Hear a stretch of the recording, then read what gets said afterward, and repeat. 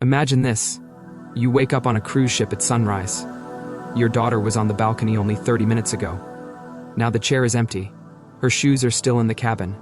Her cigarettes and lighter are gone. And in the middle of the ocean, she has vanished. No splash, no cry for help, no body. And within hours, passengers are allowed to walk off the ship, taking any potential answers with them. This is not a horror movie script. This is the real-life disappearance of 23-year-old Amy Lynn Bradley, who vanished from the Royal Caribbean ship Rhapsody of the Seas in March 1998 while sailing between Aruba and Curaçao. For over 2 decades, her case has been surrounded by bizarre sightings, controversial cruise ship decisions, and a very real possibility of human trafficking. And even today, new leads are still emerging. In this documentary, we are not just retelling the story. We are going to take it apart, piece by piece. What actually happened that night on the ship, which sightings make sense, and which probably do not, which theories are logical, and which collapse under scrutiny. And based on what we know today, where might Amy be, or what most likely happened to her? Stay with me, because the deeper you go into this case, the less it feels like an accident, and the more it feels like something else. Chapter 1. The case in summary. What happened? Before we dive into theories, let us build a clean timeline. Who is Amy? Amy Lynn Bradley was born in 1974 in Virginia. She was 23, a recent college graduate, athletic, a strong swimmer, and a former lifeguard. She had just started her adult life, new apartment, new job ahead. She was close to her parents, Ron and Iva, and her younger brother, Brad. Ron won a Caribbean cruise through his company, and in March 1998, the family boarded Royal Caribbean's Rhapsody of the Seas in San Juan, Puerto Rico. The ship's route included Aruba, Curaçao, and other islands. Amy was not fully comfortable with the idea of a cruise. She reportedly had a fear of open water and was careful around railings, a detail that will become very important later. Now, the short version of events. March 23, 1998, day-night before disappearance. The ship leaves Aruba and heads toward Curaçao. That night, Amy and Brad go to the onboard disco, where they are seen dancing and socializing with passengers and members of the ship's band Blue Orchid, including a musician named Alistair Yellow Douglas. CCTV footage shows Amy and Douglas in the club, and later near an elevator. 3:40 a.m. The ship's door lock logs show Amy returning to her cabin. Brad arrives around the same time they talk, then Brad falls asleep. Amy goes out to the balcony. 5:15 to 5:30 a.m. Ron wakes up and sees Amy lying on a lounge chair on the balcony, apparently asleep. He goes back to sleep. He later says the balcony door was closed. Some reports say it was left open. Already a small inconsistency. 6 a.m. Ron wakes up again. Amy is gone. Her shoes are still in the cabin. Her cigarettes and lighter are missing. Her cabin keycard is missing. He assumes she went to get coffee or watch the sunrise. 6:30 a.m. When he cannot find her on deck, he raises the alarm. The family insists something is wrong and ask for a ship-wide announcement and a lockdown of exits. Instead, the cruise line does something that will haunt this case forever. They do not immediately lock the ship down. They allow passengers to disembark in Curaçao at around 8 a.m. They perform a limited search of public areas only, not passenger cabins. Any potential traffickers, abductors, or witnesses are free to walk off the ship. Local searches in Curaçao, including shoreline and sea searches, find nothing. No clothes, no body, no personal items. And that should have been the end of the story. But then, the sightings start. Over the next decade and beyond, multiple independent witnesses, taxi drivers, divers, a U.S. Navy petty officer, a tourist named Judy in Barbados, report seeing a woman who looks exactly like Amy, with correct tattoos, sometimes using the name Amy, sometimes asking for help. Some of these reports are weak, some are eerily specific, and some are terrifying.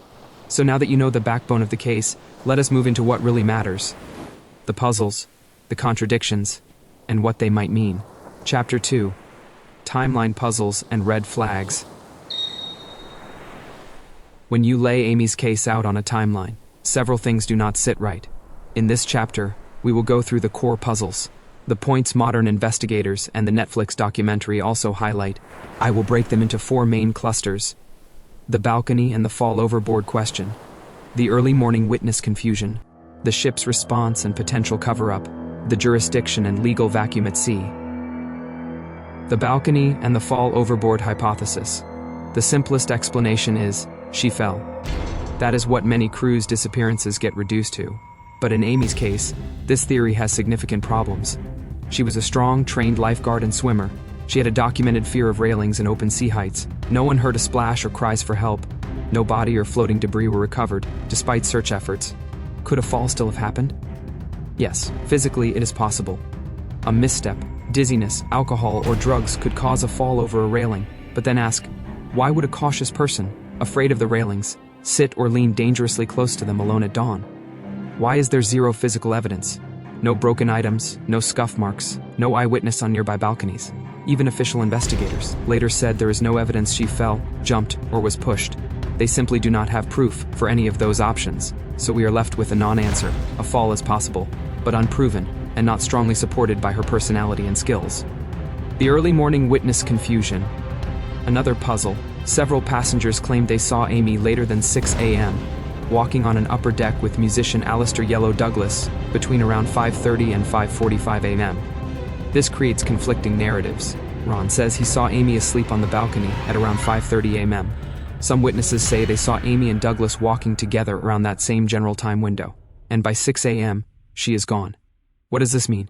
Possibilities? Memory distortion? People misremember the exact time? Their 5:30 to 5:45 might actually be earlier. Mixed identity. Maybe they saw someone who looked like Amy with Douglas, not Amy herself. Slight timeline overlap. It is possible Ron's 5:30 is approximate, and the balcony sighting might have been earlier or later than he recalls. The key point, this confusion makes it harder to pin down Amy's last reliably confirmed moment alive. If Ron's sighting is correct, and the balcony is her last known location, the narrative leans towards something happening very close to the cabin. If the deck sighting with Douglas is real and later, the story shifts toward possible interaction with someone on the crew before she disappears. The FBI reportedly cleared Douglas due to lack of evidence, although questions about his role and overall crew behavior remain. The cruise line's response, mistakes or something worse? Here is where the red flags start screaming. When Amy was reported missing, Royal Caribbean did not do a full cabin search. They did not immediately prevent passengers and crew from disembarking in Curaçao. Ship-wide announcements were delayed and phrased vaguely. The family felt their concerns were downplayed. If you imagine a scenario where Amy was being held somewhere on board, for example in a crew area or cabin, the early hours were the only realistic window to find her still on that ship. By the time local authorities and the FBI became more fully engaged, the opportunity had slipped away. Is this a deliberate cover-up, or is it a mix of corporate risk management, denial, and incompetence? We cannot say definitively, but we can say this. The ship treated the disappearance more like a missing guest situation than a potential kidnapping on a moving, isolated vessel, and those hours matter. The legal vacuum at sea. One more systemic puzzle. Cruise ships operate under a messy combination of flag state law, where the ship is registered, international maritime law, local jurisdiction of the waters or port in question. In Amy's case, this meant multiple agencies and overlapping authority: Royal Caribbean, local Curaçao authorities, the FBI, and international maritime frameworks, none of which have a simple, unified protocol for a missing adult at sea. This lack of clarity helps explain both the slow response and why so many families in cruise cases later feel that something was mishandled or quietly minimized. All these puzzles together create a backdrop where human trafficking and foul play are not just conspiracy theory material, but realistic possibilities. Chapter 3. The sightings. How credible are they really? Amy's case stands out because it is not just a clean "she vanished and was never seen again" story. Instead, we have multiple alleged sightings over the years, some within months of her disappearance, some in different islands, some in extremely specific contexts: brothels, beaches, bathrooms. Let us dissect the major ones, not as believers, not as skeptics, but as analysts. The Curaçao taxi driver, 1 month later.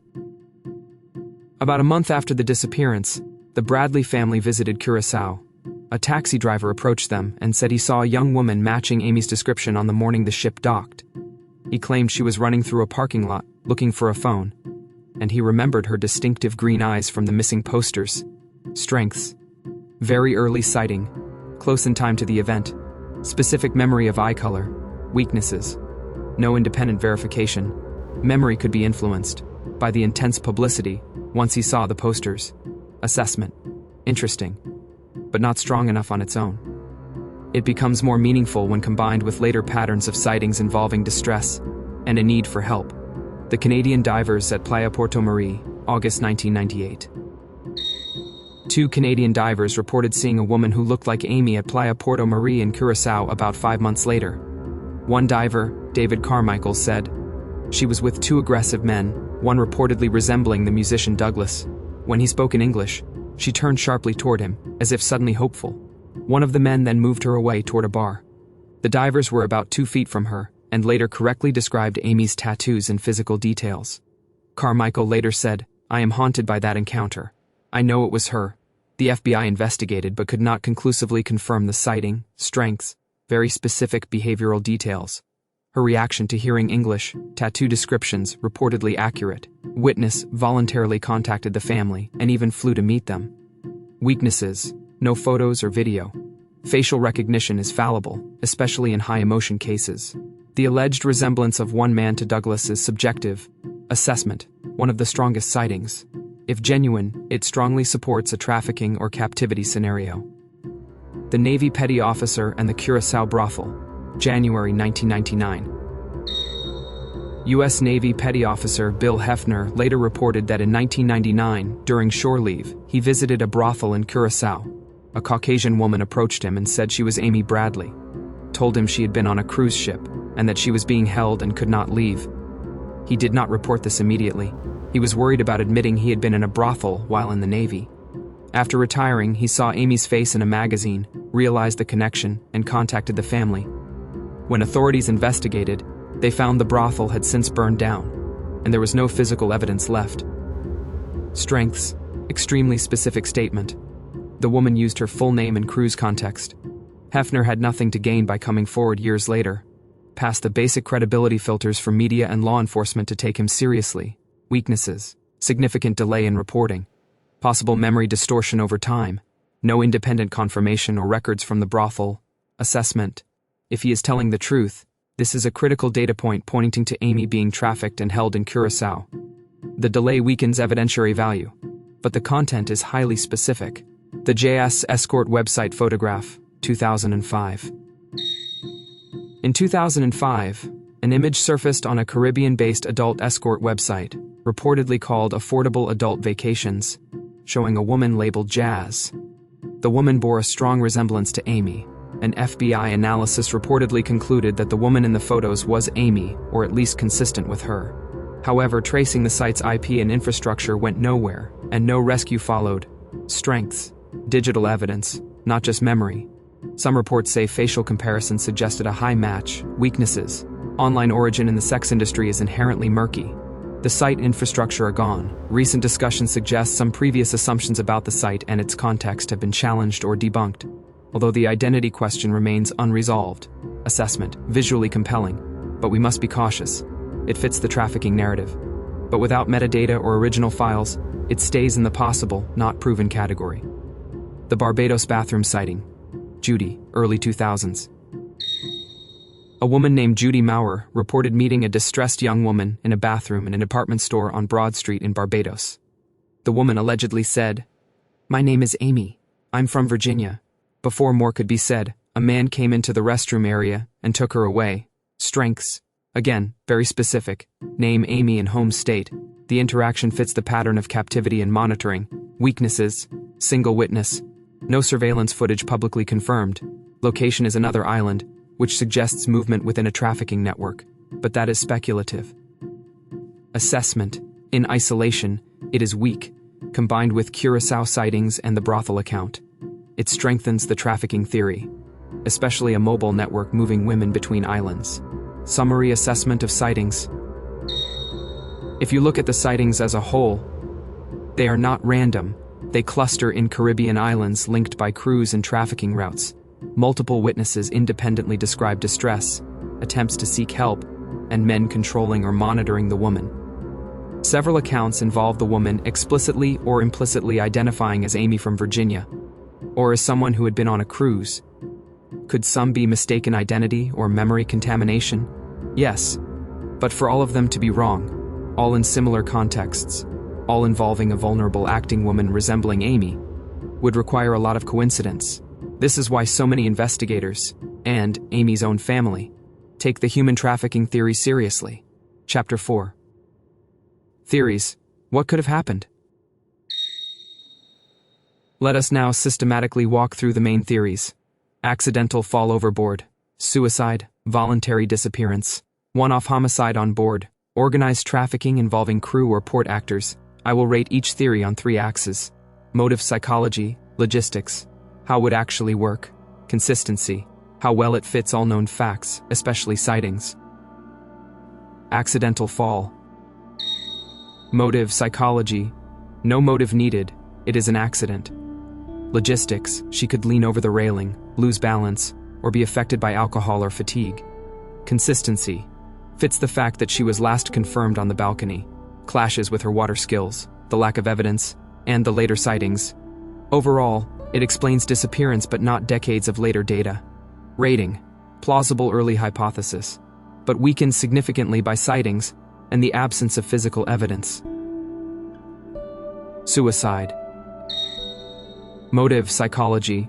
There is no publicly reported evidence of suicidal ideation. She had plans, new job, life ahead, close family, logistics.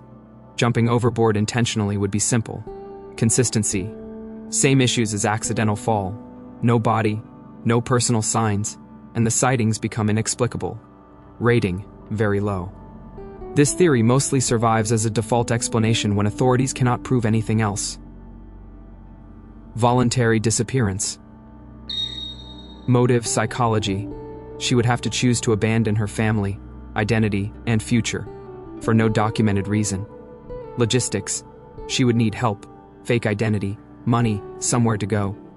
The ship environment timing make it difficult for her to quietly plan and execute such a move. Consistency. The later brothel, escort, and bathroom sightings do not look like a woman freely living a new life. They look like someone controlled and distressed. Rating, extremely low. Not impossible, but it requires ignoring both her background and the nature of the sightings.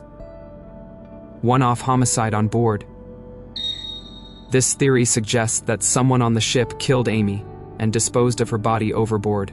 Motive psychology could be sexual violence, conflict, or opportunistic crime. Logistics. They would have to lure or overpower her, commit the act silently in a cabin or crew area, dispose of the body without being seen, likely off a low, more hidden deck. Consistency explains why there is no body on land, does not explain subsequent sightings, unless all of them are wrong. Requires the perpetrator to escape scrutiny despite later investigations. Rating, possible, but most compatible, only if you discount all sightings as mistaken. Trafficking involving crew and/or port actors. This is the most discussed theory today. The idea, Amy was targeted on the ship. She may have been drugged or coerced, moved quickly off the ship in Curaçao, and then held in brothels or trafficking networks. Motive, psychology, young, attractive, foreign women are high-value targets in sex trafficking markets. Logistics, crew members, and port staff are familiar with blind spots on ships and ports. They can coordinate rapid movement off the ship before full searches begin. Consistency fits with early refusal to lock down and search cabins. Consistent with sightings in Curaçao and Barbados, especially brothels and escort contexts. Fits with the escort site photograph and later digital traces. Recent coverage, including the 2025 Netflix and new investigative reporting, indicates that investigators are still actively exploring leads connected to Caribbean online activity, and even the possibility Amy may have had a child while in captivity, though unconfirmed. Rating. From a modern analytical standpoint, this is the strongest theory. It explains the pattern of sightings. It explains why she might be seen in different islands over time.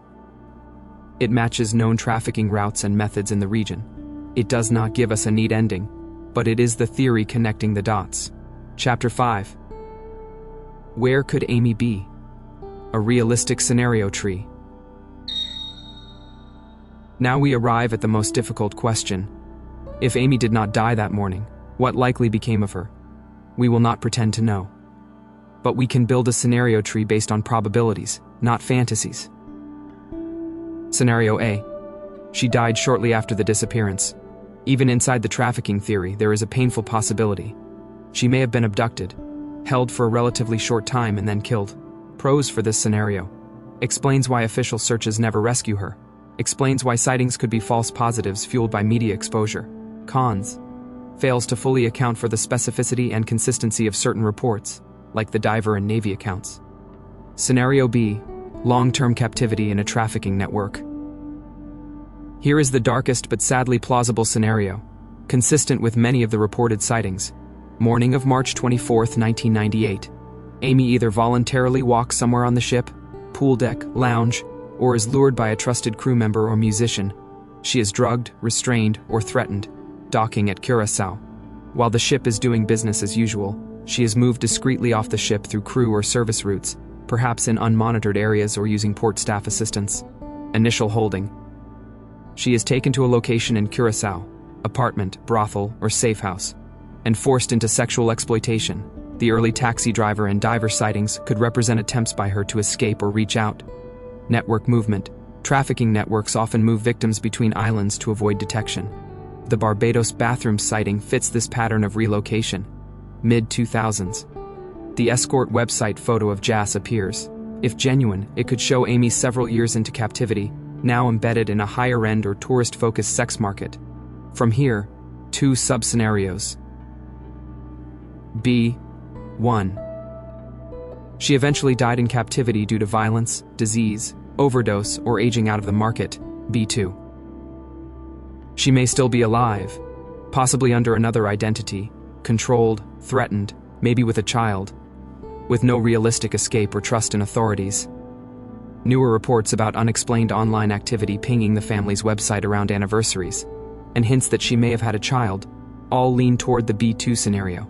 But these remain speculative, and we must be careful not to treat them as established fact. Scenario C. She escaped, but cannot come forward. There is a less discussed scenario.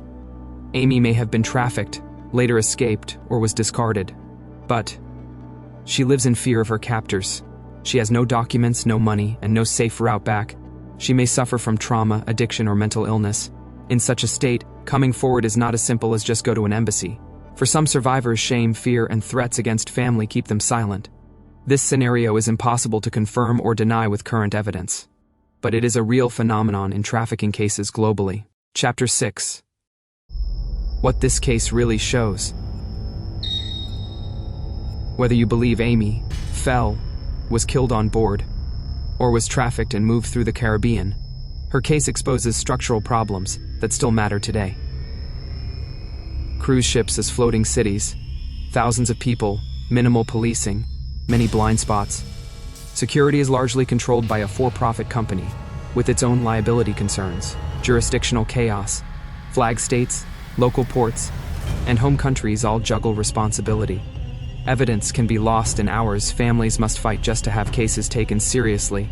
Vulnerability of young women travelers, especially when alcohol, nightlife, and power imbalances with staff are involved. Cases like Amy's and others, such as Disney cruise worker Rebecca Corium, illustrate how easily a person can vanish at sea with no clear resolution. Human trafficking reality. The Caribbean is not just a vacation destination, it is also a transit and destination area for sex trafficking. Amy's case forced many people to confront that ugly side of paradise. For Amy's family, this is not a crime story. It is not a Netflix docuseries. It is their life. Every sighting, every email, every anonymous tip reopens the wound. Is she alive? Is she suffering? Did they walk past the one chance to save her?